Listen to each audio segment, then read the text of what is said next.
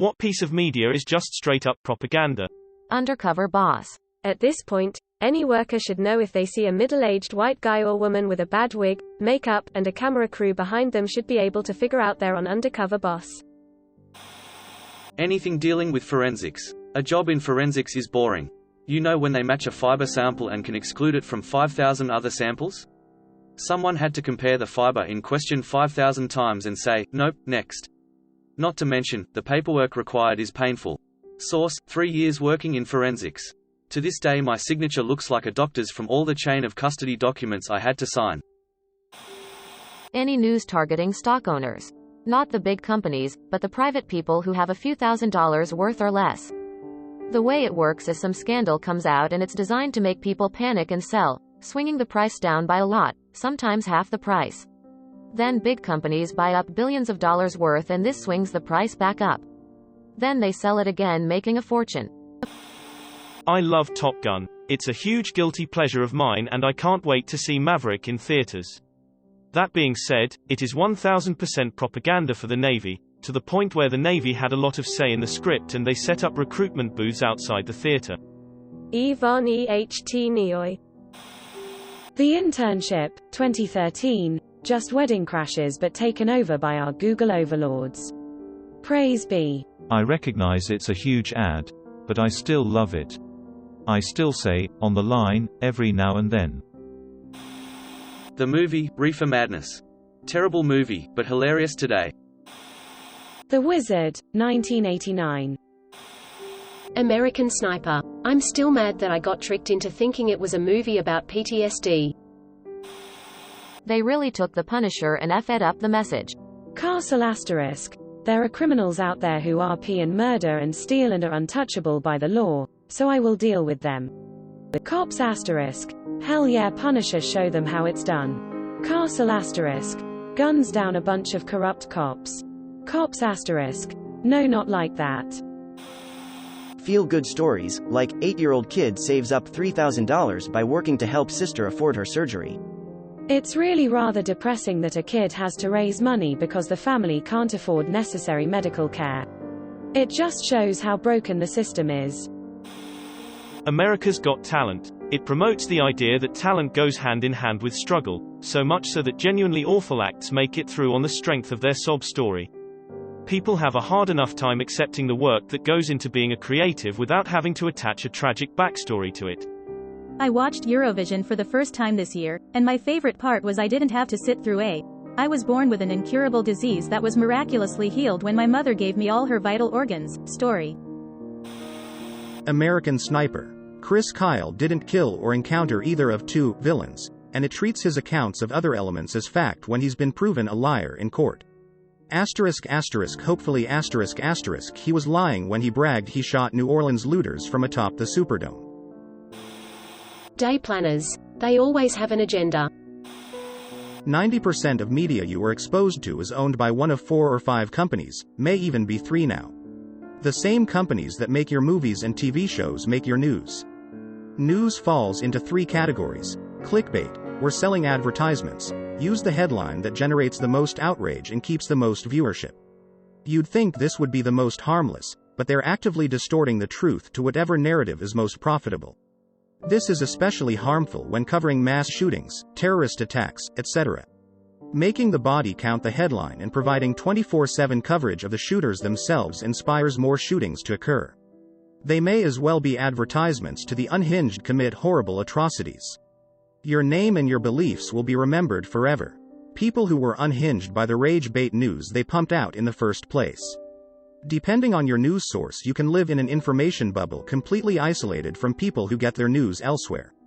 This is one of the biggest sources of disruptive controversy and division in our nation, and you're better off shutting it out than anything else. Narrative. This is propaganda in support of the owners. Why won't Fox ever criticize an oil company? Why does ABC always side with Disney and use Disney fun facts to fill empty coverage? Why does the New York Times write articles in defense of billionaires? Narrative is shaping the truth not to generate direct profit, but to support the goals and needs of its ownership. Sponsorship. This is propaganda in support of the contributors. Essentially, they'll run any propaganda piece you pay for so long as it doesn't conflict with their narrative. For the conventional propaganda, the DNC, GOP, and federal government are frequent customers. Mein Kampf. Author seemed very biased. Shen Yun Dance. Epoch Times. New Tang Dynasty TV. They're all propaganda from the same source. Remember that Toby Keith song that played everywhere after 9/11? Top Gun Maverick. The first movie created so much more interest in joining the Navy. Any modern war movie featuring real military equipment. To get access to the equipment, they need to work with the Department of Defense. For them to allow it, they need to approve the script. For them to approve the script, the movie needs to give a positive portrayal of the military. Not always. You will be surprised at what you can buy decommissioned at government auctions.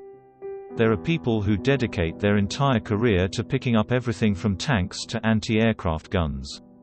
Keep in mind these things don't always have to work. They just have to look the part.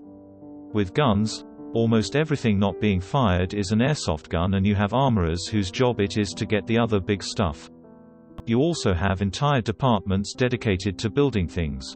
Yes, a lot of movies that have military stuff in it does get the grace of the US government. But not everything. The new Top Gun absolutely does, is all the jet shots are not green screen and took months of working with the military to build in specialty camera rigs, etc. Source: I've worked in the film industry for 15+ years now. A surprising number of big-budget US films get funding from various branches of the military to portray them as good guys and peacekeepers. In exchange, they get extensive creative control over the script and in some cases final cut privileges. The filmmakers get access to money, shooting locations, vehicles, advisors, logos and uniforms, and of course money. You could argue that of course if you were offering this kind of support you wouldn't want your image to be disparaged in any way. But we're not talking about Captain America holding a can of Coke. Imagine it is product placement, but the product they're selling isn't the military itself, but the thematic connection between the military and heroism, righteousness and moral good. Top Gun is the longest Navy ad ever. The entire cop show genre. It goes back to the radio drama days and spans drama, comedy, infotainment, documentary, and multiple other genres, but it almost always presents the police as being the white-hatted good guys out to stop the bad guys. This is why The Wire is so good. The movie, Birth of a Nation, from 1915. Lauded as a masterpiece, pre-Oscars, it was deeply racist and idolized the southern white people including the KKK as noble and gentle and black people as raping apes. It started the whole resurrection of racism, including the re-rise of the KKK, which had been beaten into the ground post-Civil War in 1870 otherwise. The Jim Crow laws also flourish up around here and lynchings really took off as well. And 6 years after the movie, the massacre of Black Wall Street happened in 1921. It is believed that this wave of new Confederate idealism is also what made Gone with the Wind such a massive success, as that also idolizes the slave South as noble and gentlemanlike.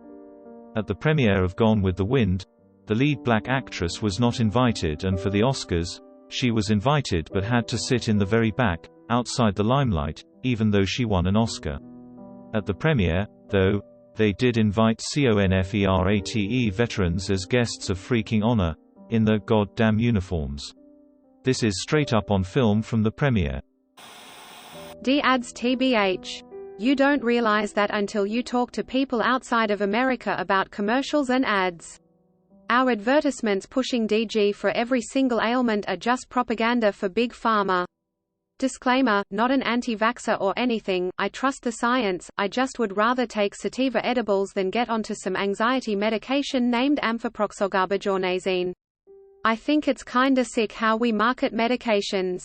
Edit, took a nap and when I woke up I had 60 comments, Sorry to the folks getting downvoted in the replies, some people are not happy with me. At the end of the day it's up to you and your doctor what you take, but I think that guidance should come from your doctor mostly. Of course WD won't work for everyone, and for some, medications are 100% better. Even the ones we sometimes see on TV, yes, but that's still propaganda. And to the wise WD doctors saying I need indica, I dig that too. With careful experimentation I found the right brands, doses of indica and sativa to either up my mood or help me chill. Did have some trouble with that at first but I made it. And yeah, I'm aware that sounds like propaganda too, winking face. Thanks for all the good convo down below folks. Thank you for watching. We upload new videos every day, so be sure to come back for more fun. Please consider liking and subscribing if you enjoyed the video.